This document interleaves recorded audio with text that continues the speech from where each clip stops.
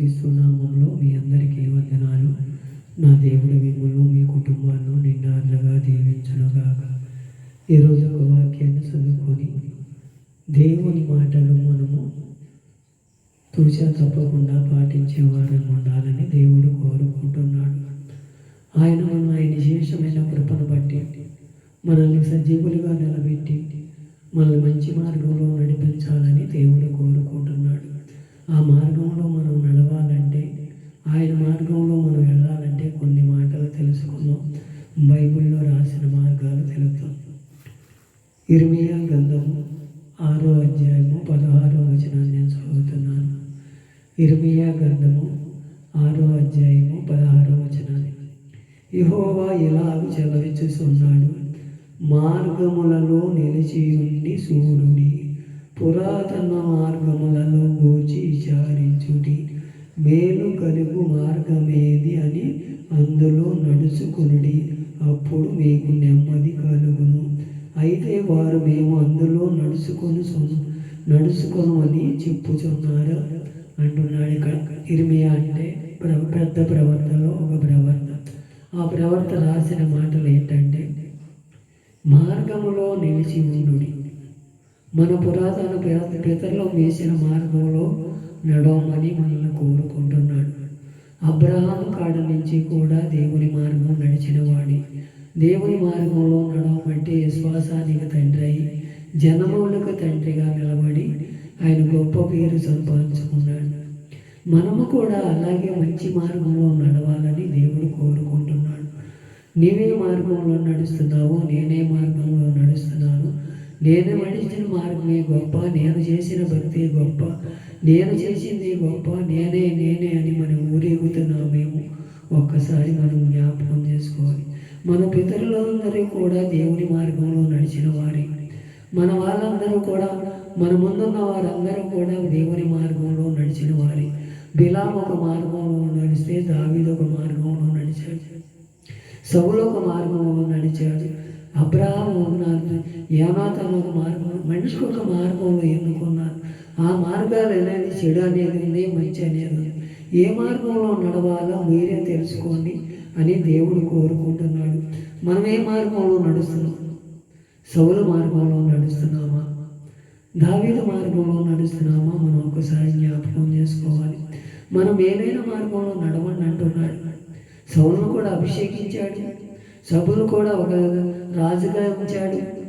అలాంటి వాడు ఏమైపోయాడు? డబ్బు కలిగేటప్పటికీ దేవుడంటే లెక్కలేని తనం అయిపోయింది. దావీదు కూడా అనేక పాపం చేసిన వాడే. ఆయన ఏమైనా నీతిమంతుడేం కాదు. ఆయన పశ్చిమాయుష్లో కూడా పాపం చేసి దేవునిని బతిమలాడుకున్నాడు. ఈయనేమో పాపం చేసి ఇంకా ఆ పాపాన్ని రెట్టింపు చేసుకొని ఎవరో సోది చెప్పేవాడి దగ్గరికి వెళ్ళి దొంగసాటకు వెళ్ళి సోది అడిగేవారిగా ఉన్నాడు. అలా మనం ఉంటున్నామేమో ఒకసారి మన హృదయాలు పరిశోధించుకోవాలి. మనం ఏదైనా మార్గంలో నడవండి, మీ పితరులు నడిచిన మార్గంలో నడవండి అని దేవుడు కోరుకుంటున్నాడు, నిన్ను నన్ను కూడా. అప్పుడు మీ కుటుంబానికి నెమ్మది కలుగుద్ది, సమాధానం కలుగుద్ది, అన్నీ కూడా సమకూర్చబడతాయని దేవుడి లేఖనాలు తెలియపరుస్తాయి. మనం అలాంటి మార్గంలో ఉంటున్నామా? మనం తల్లి దారి, పిల్లొక దారి, తండ్రి ఒక దారి, పిల్లొక తండ్రి ఒక దారిలో నడిస్తే పిల్లవాడు చెడిపోతే తండ్రిని అంటారు. తండ్రి పెంపకం ఇదని. అదే కుమార్తె చెడిపోతే తల్లి పెంపకం అంటారు.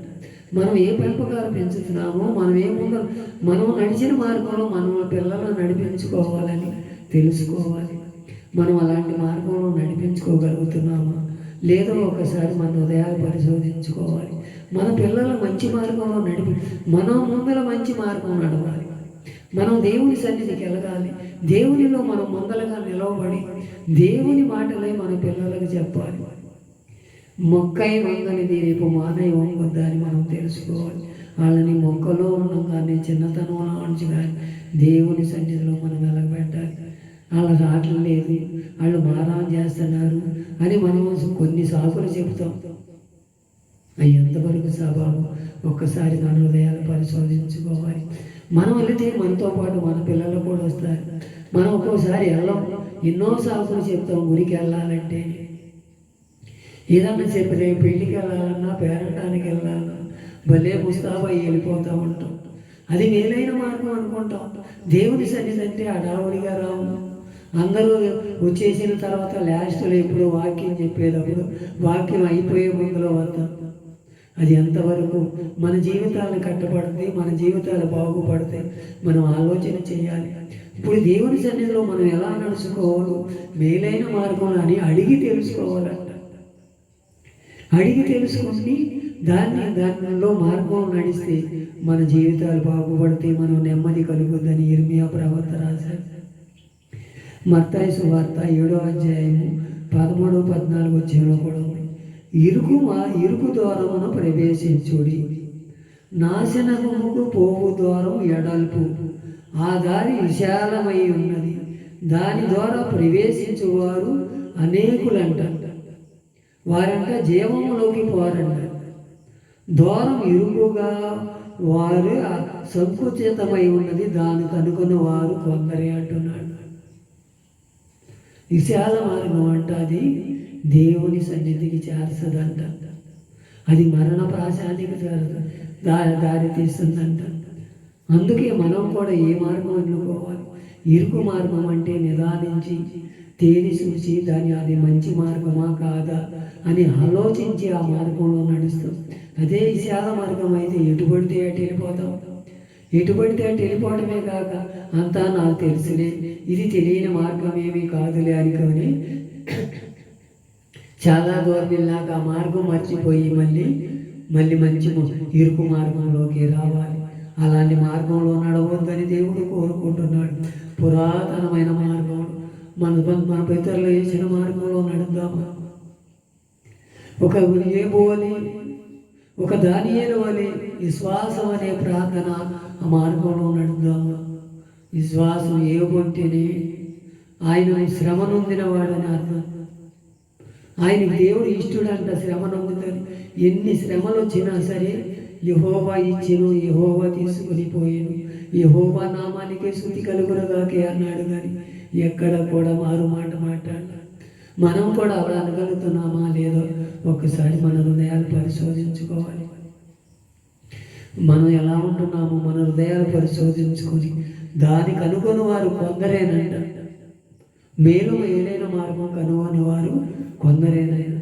అది మనం ఏదన్నా తప్పు చేసేదైతే అది తొందరగా బయటకు వస్తుందంట.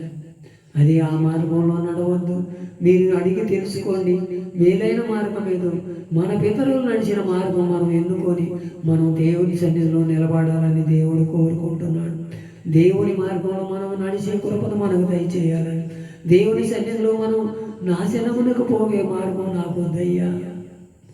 అయ్యా, ఇరుకు ద్వారంలో నేను ప్రవేశిస్తానయ్యా, నా పితరులు నడిచిన దారంలో నేను నడుస్తానయ్యా. అబ్బయ్యా, అబ్రాహాముని నా ఇల్లంతటిలో నమ్మకమైన వాడని నువ్వు ఎలా అన్నావో మోషేని, అబ్రాహాముని నాకు మంచి తండ్రి అని చెప్పాడు అన్నాడు. అలాంటి స్థితిగతుల్లో నుంచి మమ్మ మార్చయ్యా. అయ్యా, నా ఇల్లంతటిలో నమ్మకవాడని మోషేని ఎలా పిలవగలిగావు? మాకు ఆ పిలుపుకు తగినట్టు నీ మార్గంలో మేము నడుస్తున్నామో లేదో ఒక్కసారి మన హృదయాలు పరిశోధించమని నీ సన్నిధిలో మేము ఒక్కసారి మమ్మల్ని జ్ఞాపకం చేసుకోమని ఎంతమంది అయితే తీర్మానం చేస్తారో నా దేవుడు రాత్రికాల సమయంలో వారి తీర్మానాన్ని స్థిరపరచను. అలాగే ద్వితీయోపదేశ కాండం 30వ అధ్యాయం 19వ వచనంలో నేడు జీవమును మరణమును ఆశీర్వాదమును శాపమును నేను నీ ఎదుట ఉంచి భూమి ఆకాశాల మీద సాక్షులుగా పిలుచుతున్నానంటున్నాడు. జీవమైన మార్గంలో నడుస్తావు, శాపం తెచ్చుకునే మార్గం నడుస్తావు, ఆశీర్వాదమైన మార్గంలో నడుస్తావు. నీకే వదిలేస్తున్నావు. నువ్వు ఏ మార్గంలో నడిస్తేనే నువ్వు దేవుని సన్నిధిలో దేవుని బాటలో నడవాలని మనం అందరము కోరుకొని మన పిల్లల్ని మంచి భవిష్యత్తులో నడిపించుకోవాలి. మన పిల్లలందరినీ కూడా తల్లి ఒక బాటలో నడిస్తే, తల్లి అంట చేలో వేస్తే పిల్ల గట్టు మీద వేస్తుందా అంటారు. శాస్త్రం ఏమున్నది? మనం తల్లిదండ్రులు చేసే పాపాలే మన పిల్లలకు చుట్టుకుంటున్నాయేమో, మనం చేసిన మార్గాలే మన పిల్లలే ఉంటుంది అవి చేపించబడుతున్నాయేమో. ఇకనైనా తెలుసుకుందామా? దేవుని మార్గంలో నడుద్దామా? దేవా, మా పితరులు నడిచిన మార్గం మాకు నేర్పయ్యా. అయ్యా బైబిల్లో మా పితరులు ఉన్నారయ్యా.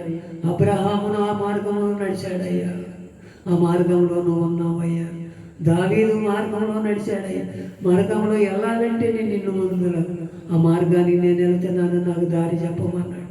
అలా మేము అడిగే వారంగా ఉండాలి, పొందుకునే వారంగా ఉండే కృపను మాకు దయచేయమని. అయ్యా అప్పుడు వరకు జరిగినది ఏదో జరిగిపోయినది. మా పితరులు నడిచిన మార్గంలో నేను నడుస్తాను అయ్యా. నీ చిత్తంలో మమ్మల్ని నడిపించయ్యా. అయ్యా మా మేలైన మార్గం ఏదని అది అడిగి తెలుసుకోమన్నా. అయ్యా సూచి నమ్మిన వారి కన్నా చూడక నమ్మిన వారని మేము ఇరుకు మార్గంలో నడుస్తానికి ఇష్టపడుతున్నామయ్యా. నీ చిత్తంలో మమ్మల్ని నడిపించయ్యా. ఇప్పుడు వరకు నడిచిన మార్గం ఏ మార్గంలో నడిచాము ఆ మార్గములన్నిటి కూడా మేము వదులుకొని సత్యాన్వేషణలో నీ నామఘనతకు మేము మేలైన మార్గం ఎన్నుకోవటానికి మమ్మల్ని సిద్ధపరుస్తాయని ఎంతమంది తీర్మానం చేసుకుంటే నా దేవుడు ఆ మార్గంలో నడిపించి నిత్య జీవం అనుగ్రహించ